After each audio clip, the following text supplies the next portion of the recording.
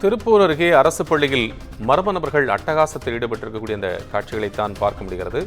கழிவறையில் உள்ள கதவுகள், சுவர்கள் அனைத்தையும் அவர்கள் சேதப்படுத்தி இருப்பதையும், அத்துமீறி இதுபோன்ற பள்ளியில் நுழையும் மர்ம நபர்கள் மீது கடுமையான நடவடிக்கை எடுக்க வேண்டும் என்றும் அந்த பகுதியினுடைய மக்கள் மற்றும் மாணவர்களுடைய பெற்றோர்கள் கோரிக்கை வைத்திருக்கிறார்கள். திருப்பூர் ராக்கியாபாளையம் பகுதியில் உள்ள அரசு உயர்நிலைப் பள்ளியில்தான் அட்டகாசம் செய்திருக்கிறார்கள் மர்ம நபர்கள். விவரங்களை வழங்குவதற்காக செய்தியாளர் ரூபன் இணைப்பில் இருக்கிறார். ரூபன், என்ன நடந்தது?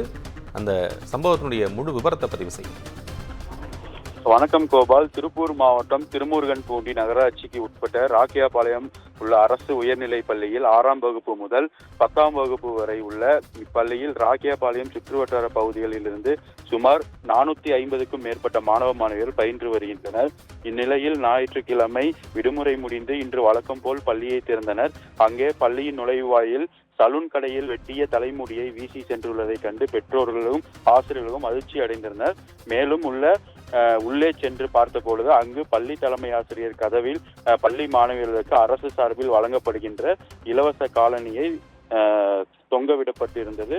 அதே போன்று அருகில் உள்ள ஆசிரியர்கள் அறை முன்பாக சலூன் கடையில் உள்ள வெட்டப்பட்ட முடிகள் அங்கங்கே வீசி சென்றுள்ளனர்.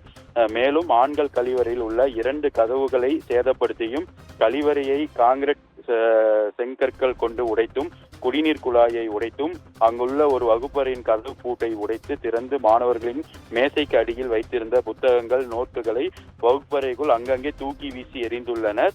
மேலும் அதே வகுப்பில் உள்ள மின்விசிறினை சேதம் செய்தும் இறக்கைகளை வளைத்து சேதப்படுத்தியுள்ளனர். மேலும் அருகில் இருந்த தொடக்கப்பள்ளியின் மேற்கூரையில் கற்களை வீசி ஓடுகளை உடைத்தும் வைத்திருந்ததை கண்டு அதிர்ச்சி அடைந்த ஆசிரியர்கள் மற்றும் பெற்றோர்கள் உடனடியாக திருமுருகன்பூண்டி காவல் நிலையத்தில் தகவல் கொடுத்தனர். மேலும் அரசு பள்ளிகளில் இதுபோன்று அத்துமீறி நுழையும் நபர்கள் மீது கடும் நடவடிக்கை எடுக்க பெற்றோர்கள் மற்றும் ஆசிரியர்கள் கோரிக்கை வைத்து வருகின்றனர். இதுபோன்ற சம்பவங்கள் நிகழாமல் இருக்கும் வண்ணம் பள்ளி மாணவர்களுக்கும் ஆசிரியர்களுக்கும் போதிய பாதுகாப்பினை தர தமிழக அரசு பள்ளி கல்வித்துறைக்கு கோரிக்கை விடுத்திருக்கிறனர். கோபால், விவரங்களுக்கு நன்றி ரூபன்.